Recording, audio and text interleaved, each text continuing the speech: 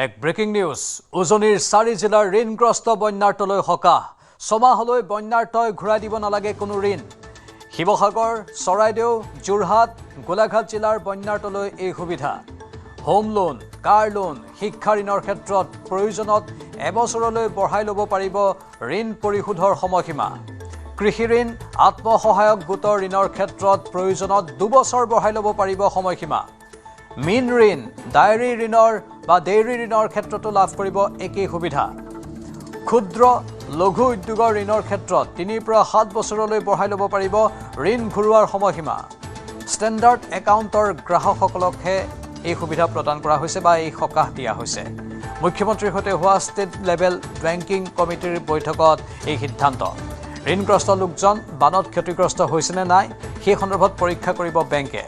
বানত ক্ষতিগ্ৰস্ত নোহোৱা লোকক ঋণৰ কিস্তি পৰিশোধৰ আহ্বান মুখ্যমন্ত্ৰীৰ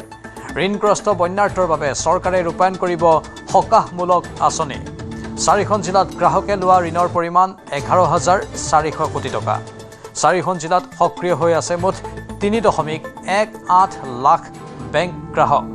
ৰিজাৰ্ভ বেংক নাবাৰ্ডকে ধৰি কেইবাটাও বেংকৰ কৰ্তৃপক্ষ আৰু বিষয়ববীয়াই অংশগ্ৰহণ কৰে এই বৈঠকত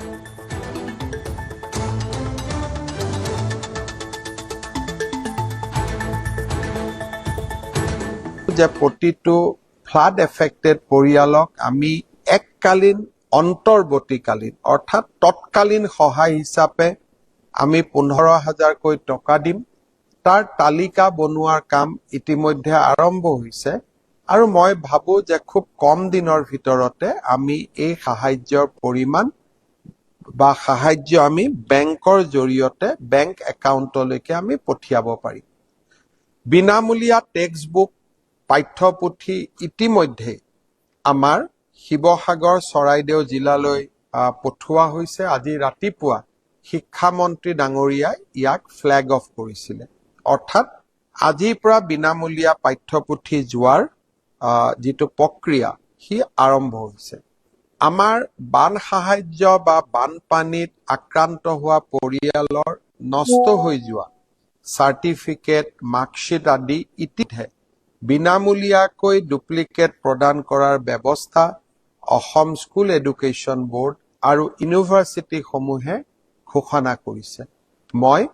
ইয়াৰ বাবে স্কুল এডুকেশ্যন বোৰ্ড আৰু বিশ্ববিদ্যালয় সমূহকো কৃতজ্ঞতা জ্ঞাপন কৰিছো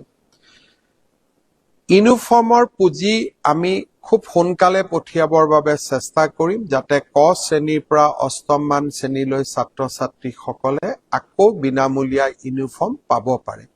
তালিকা বনোৱাৰ কাম চলি আছে আৰু যিটো বুক গ্ৰান্ট হায়াৰ ছেকেণ্ডাৰীত পঢ়া ছাত্ৰৰ বাবে 1,000 টকা ছাত্ৰ ছাত্ৰীৰ বাবে ডিগ্ৰীত পঢ়া ছাত্ৰ ছাত্ৰীৰ বাবে 3,000 টকা আৰু কলেজ বিশ্ববিদ্যালয়ত স্নাতকোত্তৰ শ্ৰেণী পঢ়ি থকা ছাত্ৰ ছাত্ৰীৰ বাবে 5,000 টকা তাৰো তালিকা মহাবিদ্যালয় বিদ্যালয়সমূহৰ সহযোগত ইতিমধ্যে নিৰ্মাণ বা ইতিমধ্যে প্ৰস্তুত কৰি থকা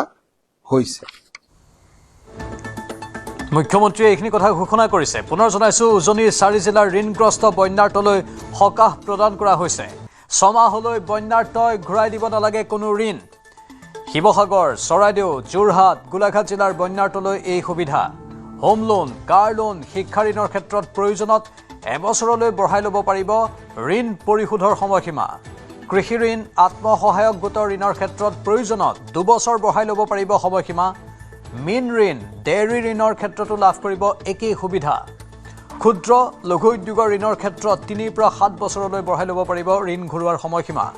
ষ্টেণ্ডাৰ্ড একাউণ্টৰ গ্ৰাহকসকলেহে লাভ কৰিব এই সকাহ মুখ্যমন্ত্ৰীৰ সৈতে হোৱা ষ্টেট লেভেল বেংকিং কমিটিৰ বিশেষ বৈঠকত এই সিদ্ধান্ত ঋণগ্ৰস্ত লোকজন বানত ক্ষতিগ্ৰস্ত হৈছে নে নাই সেই সন্দৰ্ভত পৰীক্ষা কৰিব বেংকে বানত ক্ষতিগ্ৰস্ত নোহোৱা লোকক ঋণৰ কিস্তি পৰিশোধৰ আহ্বান জনাইছে মুখ্যমন্ত্ৰীয়ে ঋণগ্ৰস্ত বন্যাৰ্তৰ বাবে চৰকাৰে ৰূপায়ণ কৰিব সকাহমূলক আঁচনি 4খন জিলাত গ্ৰাহকে লোৱা ঋণৰ পৰিমাণ 11,400 কোটি টকা 4খন জিলাত সক্ৰিয় হৈ আছে মুঠ 3.18 লাখ বেংক গ্ৰাহক ৰিজাৰ্ভ বেংক নাবাৰ্ডকে ধৰি কেইবাটাও বেংকৰ কৰ্তৃপক্ষ আৰু বিষয়ববীয়াই অংশগ্ৰহণ কৰে এই বৈঠকত এতিয়া মই প্ৰথম আহিব খুজিছো হাউচিং লোন, এডুকেশ্যন লোন আৰু কাৰ লোন। গৃহ ঋণ, শিক্ষামূলক ঋণ